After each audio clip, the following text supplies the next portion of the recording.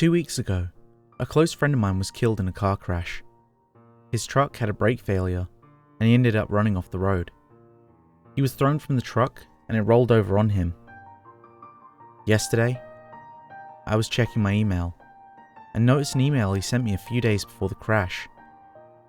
I opened it, and this is what I saw. Hey, in my last email, I told you that I was having issues with my computer, and that I didn't know where they came from. I'm sorry about that. I should be honest with you. I'm pretty sure I know where it came from. As you know already, I played a lot of video games years ago. I would sit around playing shooting games, sports simulations, and puzzle-solving games. Out of curiosity, I opened up my old gaming client, Steam. It's a program that allows you to download and play games, but also forces updates. I saw several of my older games. Those included a few Call of Duty games, Elder Scrolls Oblivion, and Portal. I remembered the Portal game being unplayable because of an update that glitched. It was supposed to change the ending of the game, provide a sequel hook for Portal 2, but the download was interrupted before it could be completed. And I didn't feel like reinstalling the entire game to fix it. However, this time, I really wanted to play the old game, for nostalgia-related reasons. I knew it was a short game, so I didn't figure it would take that much out of my schedule. After some web searches, I found that having the game cache verified could repair the damages. When I clicked on Verify Integrity of Game Cache and went back to the menu, the game actually started. I started a new game and went through the first several test chambers. Nothing really seemed different about the game at that point, although I noticed my computer was having frame rate issues when I'd look at certain parts of the level. When I got to test chamber 6, however, things began to get worse. My computer slowed to a crawl, making my character skip around the room. The textures on the wall were glitching badly. Thankfully, the last chamber itself wasn't that difficult, so I was able to complete it. I hoped that once I got out of that room, the game would return to normal. And as I was trying to direct my character towards the raising platform to get to the next chamber, a line of dialogue by Gladys in the subtitles at the bottom of the screen caught my attention. Unbelievable. The text began as normal, but when the voice said "you, subject name here, must be the pride of subject hometown here," the subtitles actually showed my full name and my location. At this point, I paused the game and tried to make sense of it. Eventually, I decided that the game must have used the same programming that some online ads use. You know, the ones that say the 10 best lawyers in blank and a place that's supposed to be your city blank. It still didn't explain how my name appeared, but I was okay enough with my rationalization to continue with the game. Once I made it to test chamber 7, the texture glitches stopped and the lag returned back to normal. The dialogue didn't have any major difference after that. It seemed to me that Gladys's voice had become a bit deeper, but I dismissed it as just being my imagination. Everything remained in this state until test chamber 11, where again, I was faced with some weird stuff. The actual voice in the dialogue distorted this time, when I first entered the chamber going in and out. The subtitles on the bottom of the screen refused to go past the first sentence. The dialogue stopped distorting for just a moment, perfectly echoing the words, "Useful advice. The floor here will kill you," before looping on the last 3 words for the remainder of the test chamber. As I tried to complete the test chamber while ignoring the sound glitch, the timing of the puzzle seemed off. I couldn't tell if it was lagging, or if I was just screwing up at it. But as I continued to fail, I grew more and more frustrated.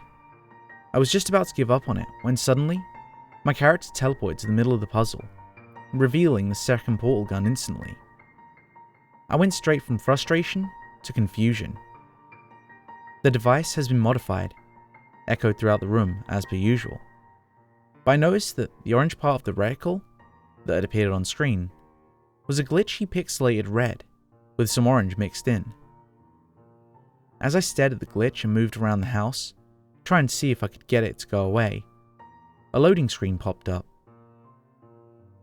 It was the normal one that popped up during the transition between levels, showing a Steam-styled box. The load times were usually fast, but this one took a few minutes.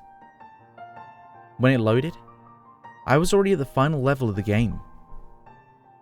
I didn't want that, so I exited back to the main menu and went to the level select screen, trying to get back to Test Chamber 7. All of the levels were grayed out, even the first level. My only option was to load up my autosave, which was at the final level. At this point, I just wanted to complete the game and get it over with. I actually convinced myself that teleporting forward in the game wasn't such a bad thing. After all, the game was becoming increasingly glitched as I played, so I might not have even reached the final level anyway.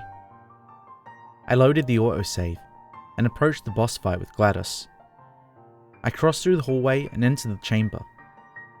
"Well," the dialogue began, as pictures of cake, tools, and other random images popped up on the monitors. The dialogue didn't continue as normal. It skipped straight to my heart and looped there. The chord that was scripted to fall off didn't, and the boss fight didn't start. As the words "my heart" looped in the chamber, I walked around the room. I just wanted to take in the nostalgia one last time before quitting the broken game. That's when I noticed it. The chord that was scripted to fall off was supposed to have a dilated purple eye, but instead, it was a dark blue one. At first, I thought it was the logic core, but the eye was too deep of a blue. I aimlessly shot blue portals at it to no effect. Then, I decided to click the right side. "You chose this path," the dialogue began again, and the script seemed to have continued as normal. The surprise occurred and the glitched core popped off, and the game looked like it was going to continue as it should have. As soon as I picked up the core, however, dialogue that I'd never seen before came up in the subtitles. "In happiness, the seeds of independence. In independence, the seeds of revolt." At this point, I heard 3 rapid dings, and my game minimized. A Steam message had popped up, saying that the game cache's verification had completed, and that Portal was ready to play. Steam still showed last played 3rd of the 2nd, 2010 in the information for the game, as if I was playing another game entirely. I closed the game using Task Manager, noting that the process was listed as revolt.exe. After seeing this, I went straight to my antivirus, figuring that the Portal I was playing was a virus in disguise. After scanning my entire computer, I found one virus, pact.revolt. I searched on the web and confirmed it was a real computer virus. It quarantined and took further measures to clean up my registry. Then, I went back to the search engine to see if there was anything else I needed to do. One thing still bugged me though. It was that the virus took the form of a video game. That behavior didn't match what I was finding online about it. I couldn't find any further steps I needed to take, so I closed out my web browser, and as soon as I did, my graphics card glitched up and I was faced with a blue screen of death. My computer wouldn't turn off manually, and none of my keys were responding. Behind my back, I heard a single beep. I spun around and noticed that my PS3 was booting up on its own. I got up from my chair and turned to the television it was hooked up to. A Windows-style blue screen of death was on my TV. Excuse my language, but I let out loud "what the hell" at this point. I quickly unplugged my PS3 from the wall and turned back towards my PC. Only then did I notice something off about the screen. There was something there, behind the white text of the error screen. I immediately ran out of the room and grabbed a camera and took several pictures of the screen. After reviewing them with my camera, all but one of them were corrupted. As soon as I made sure I had something to show about my experience, I unplugged the computer. My computer refused to start up the next time, and after a few weeks, I bought a new graphics card and took the old one out personally. The computer worked fine after that, and I uninstalled Steam completely. My PS3 is no longer functioning either, but considering how little I play it these days, I probably won't have to worry about it that much. As for the old graphics card, after some heavy reading, I rationalized that my entire experience by determining that my old graphics card was somehow possessed by an evil spirit. Late last night, I went into my backyard, made a bonfire, and tossed the ring card into it. As you can probably understand, my sanity is a little shaken after this, so I don't know if what came next was my imagination or really happened, but for a moment there, standing outside my house, I thought I saw the fire turn blue. Here's what actually worries me most about all this experience. I never knew about this existing. I never knew that machines could be possessed by anything. So since I now know that this actually happens in the real world, I have to wonder, how many other people could this be happening to? How many more could it happen to? We have to find some way of spreading awareness about this, and put some actual research into finding out how to deal with these mechanical possessions. Call me paranoid if you want, but think of how many fucked up people are dying out there every day. What if one of them gets into a machine that actually means something? What kind of damage could they do? Write me back if you want to. I know you're a good friend, so I don't expect you to run around telling everyone I'm crazy. Don't prove me wrong on that. Please. Take care. When first reading his email and explanation, there's one inconsistency that I noticed that had me skeptical about the whole thing. He burned the graphics card that was possessed, but did nothing about the PS3 that he also claimed he was tampered with.